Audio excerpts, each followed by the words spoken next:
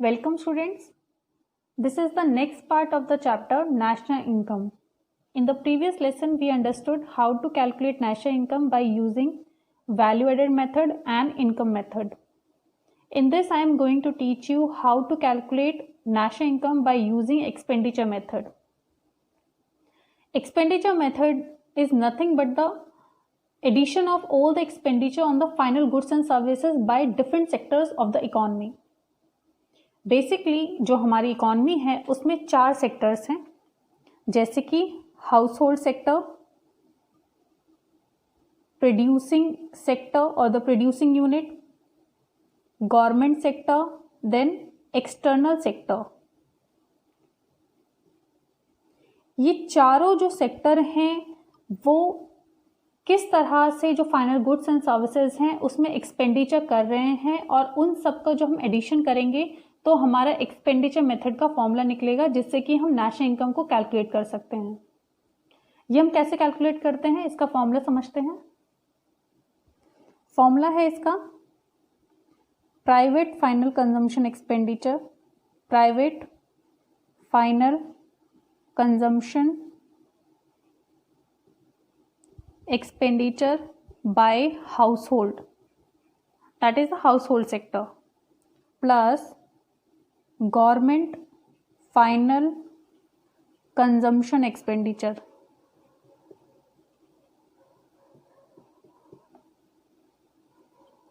Plus gross capital formation. Gross capital formation को हम gross investment भी बोलते हैं। बेसिकली हम देखेंगे कि हमारी जो कंट्री है उसमें जो कैपिटल फॉर्मेशन है उसके 2 कंपोनेंट हैं, जैसे कि फिक्स्ड कैपिटल फॉर्मेशन, जिसको हम फिक्स्ड इन्वेस्टमेंट भी बोलते हैं, और दूसरा है inventory investment.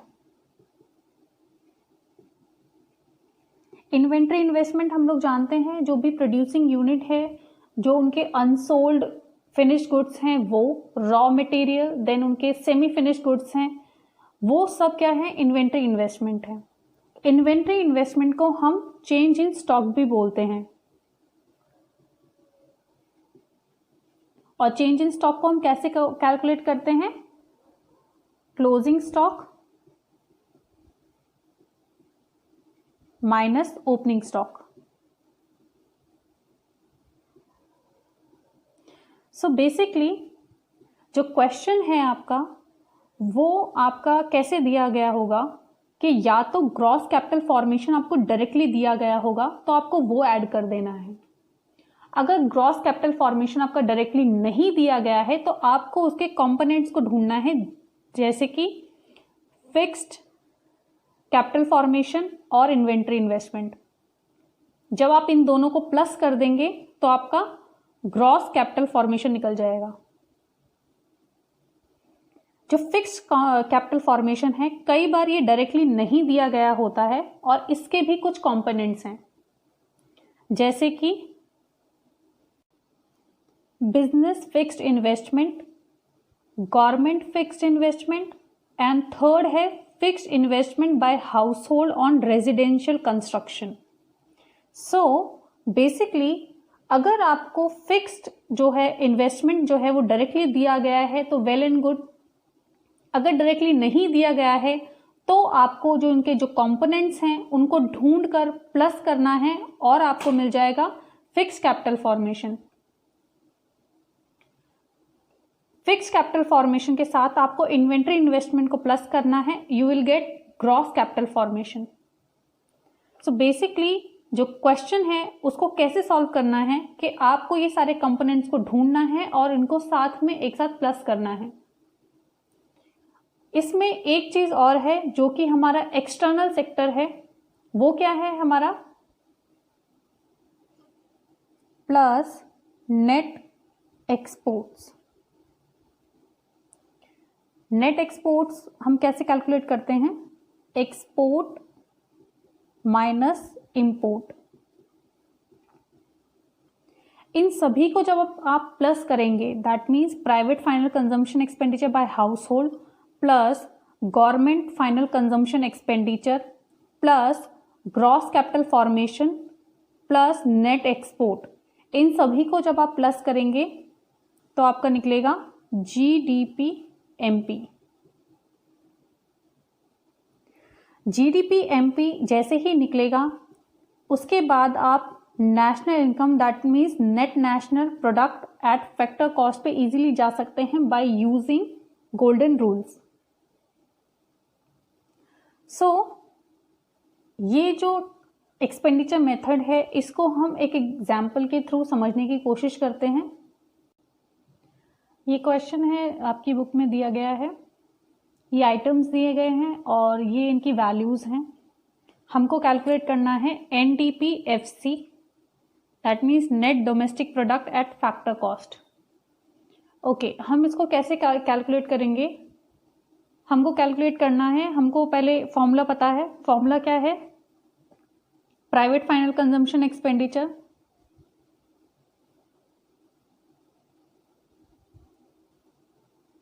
Then plus government final consumption expenditure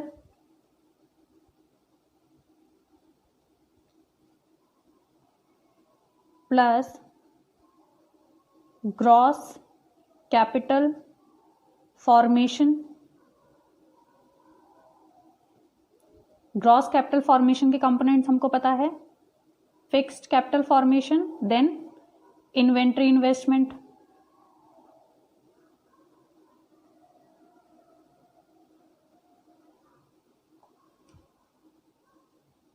then plus net export. इन सभी को जब हम प्लस करेंगे तो हमारा निकलेगा GDP-MP। ओके, अब हमको इधर से वैल्यूज देखनी है। हमारा प्राइवेट फाइनल कंजम्पशन एक्सपेंडिचर दिया गया है हमारा 20,000। सो 20,000 कंजम्पशन एक्सपेंडिचर है हमारा। Then government final consumption expenditure okay, वो हमें इसमें नहीं दिया गया है। देन नेक्स्ट है ग्रॉस कैपिटल फॉर्मेशन। यहाँ पर ग्रॉस कैपिटल फॉर्मेशन डायरेक्टली नहीं दिया गया है, बट हमको gross domestic fixed investment that is the capital formation only दिया गया है 10,000 एंड देन इन्वेंट्री इन्वेस्टमेंट भी दिया गया है 5,000। अगर हम इन दोनों को ऐड कर देंगे तो हमारा ग्रॉस कैपिटल फॉर्मेशन निकल जाएगा। तो इसका मतलब क्या है, हमको क्या करना है यहाँ पर, plus gross domestic fixed investment कितना दिया गया है 10,000 then plus inventory investment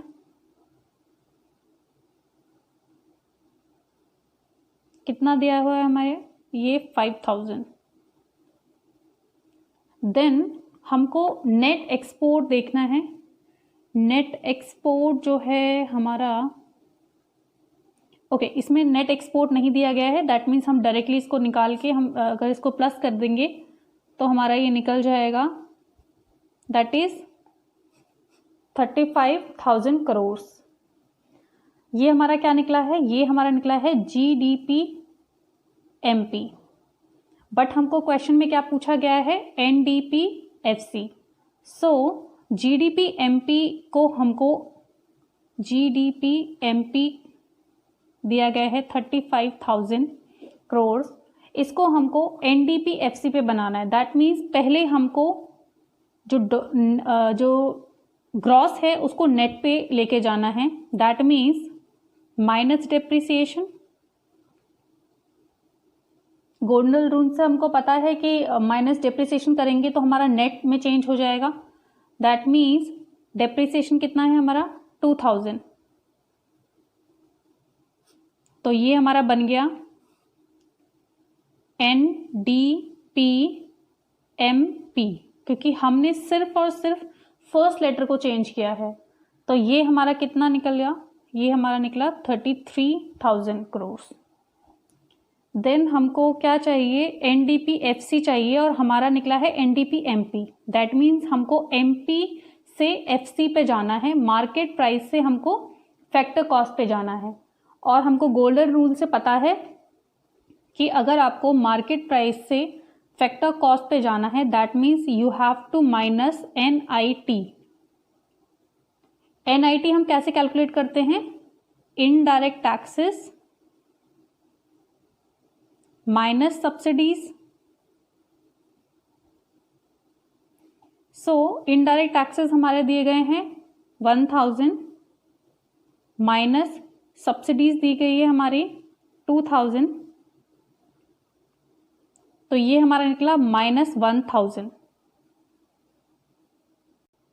so basically जो हमारा NIT है वो हमारा माइनस में आ गया है, और लेकिन हमको NIT में से माइनस ही करना था क्योंकि हमको मार्केट प्राइस से फैक्टर कॉस्ट पे आना है।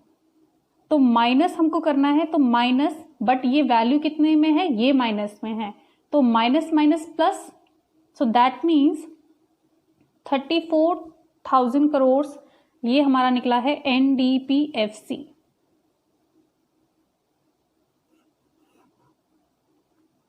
इस तरह से हम जो हमारा नेशनल इनकम है बाय यूजिंग एक्सपेंडिचर मेथड हम कैलकुलेट करते हैं। इस चैप्टर में हमारा जो लास्ट टॉपिक है वो है precautions regarding product method, income method and expenditure method. That means कुछ आइटम्स ऐसे हैं जो कि हम अपने जब कैलकुलेट करते हैं नेशनल इनकम, तो कुछ आइटम्स को हम इंक्लूड करते हैं और कुछ आइटम्स को हम इंक्लूड नहीं करते हैं। तो पहले हम ऐसे आइटम्स देखते हैं जिनको हम इंक्लूड नहीं करते हैं।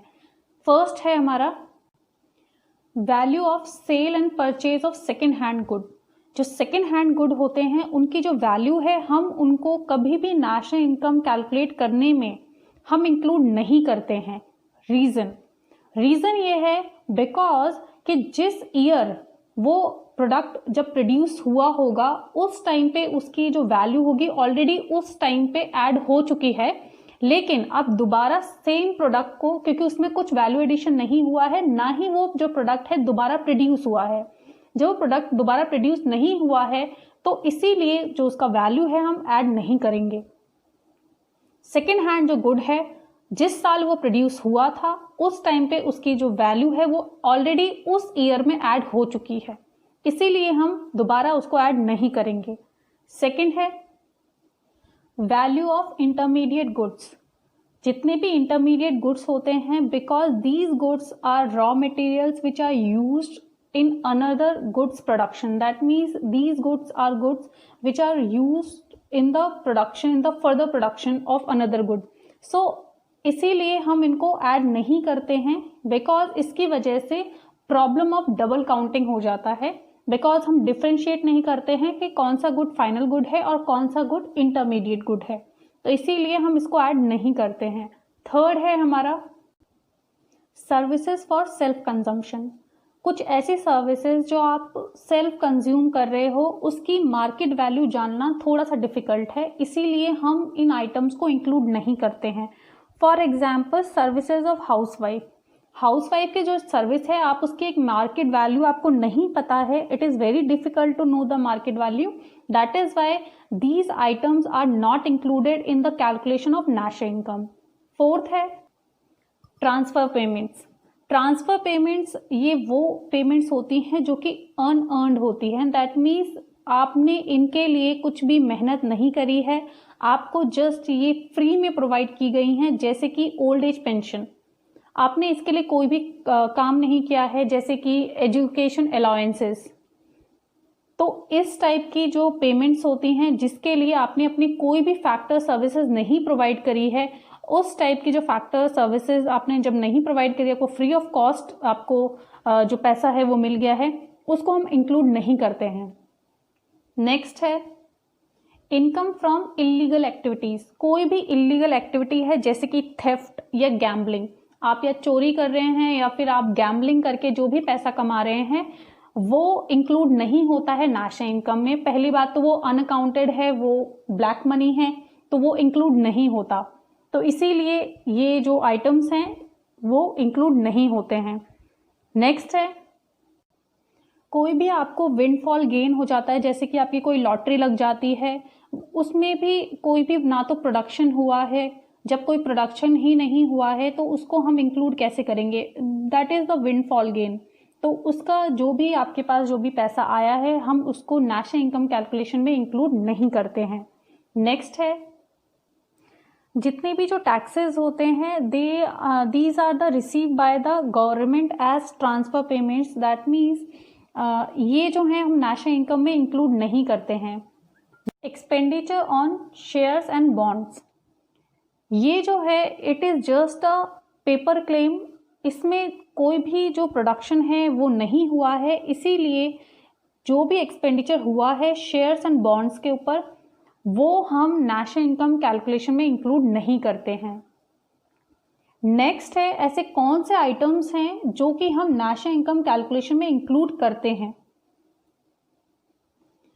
Commission earn on account of sale and purchases of second hand good, second hand good की जो वैल्यू है वो तो हम ऐड नहीं करते हैं नेशनल इनकम कैलकुलेशन में, लेकिन जिसने भी जो सेल करवाई है, जो सेकेंड हैंड गुड है जिसने भी सेल करवाई है उसका कुछ ना कुछ कमीशन होता है, जो कमीशन है वो ही उस पर्सन की इनकम है। तो इसका मतलब ये है कि जो कमीशन है, जो भी पर्सन है, जो भी ब्रोकर है, उसने जब सेकेंड हैंड गुड को सेल करवाया है या फिर परचेज आपसे करवाया है, उसका जो कमीशन है हम नेशनल इनकम कैलकुलेशन में इंक्लूड करते हैं। नेक्स्ट है, own account of production of goods of the producing unit, कोई भी जो प्रोड्यूसिंग यूनिट है कुछ भी गुड जो वो प्रोड्यूस कर रही है लेकिन उस गुड को वो खुद के कंजम्पशन के लिए यूज कर रही है तो उसको हम इंक्लूड करेंगे। रीजन कि अगर वो अपने लिए प्रोड्यूस कर रही है, मतलब जो भी प्रोड्यूसिंग यूनिट है उसने अगर प्रोड्यूस किया है और उसने उस गुड को खुद ने ही यूज कर लिया है, लेकिन उस गुड की मार्केट वैल्यू है एक्चुअली, अगर वो खुद नहीं यूज करता तो उसे मार्केट में सेल करता, तो प्रोडक्शन तो हुआ है, तो जब प्रोडक्शन हुआ है तो उसकी जो मार्केट वैल्यू है उसको हम इंक्लूड करेंगे नेशनल इनकम कैलकुलेशन में। नेक्स्ट है, प्रोडक्शन फॉर सेल्फ कंजम्पशन। आप ऐसे समझिए कि जो फार्मर है, फार्मर जो भी प्रोड्यूस कर रहा है वो ज़रूरी नहीं कि सभी को मार्केट में सेल कर रहा है, कुछ को वो सेल्फ कंजम्पशन के लिए भी कर रहा है। जो सेल्फ कंजम्पशन के लिए कर रहा है बिकॉज इकोनॉमी में प्रोडक्शन हुआ है और जो भी उसने प्रोड्यूस किया है उसकी एक मार्केट वैल्यू है, इसीलिए उसको हम नेशनल इनकम कैलकुलेशन में ऐड करते हैं। नेक्स्ट है, imputed rent on owners occupied house, इसको हम इंक्लूड इसलिए करते हैं because all the houses have rental value. अगर सभी हाउसेज की कुछ ना कुछ रेंटल वैल्यू है, इसका मतलब ये है कि अगर उसको या तो ओनर खुद ऑक्यूपाई कर रहा है या फिर उसको रेंट पे दे रहा है, तो इसकी मार्केट वैल्यू तो है, इसीलिए हम उसको इंक्लूड करते हैं नेशनल इनकम कैलकुलेशन में। नेक्स्ट है, brokerage on sale and purchase of shares and bonds.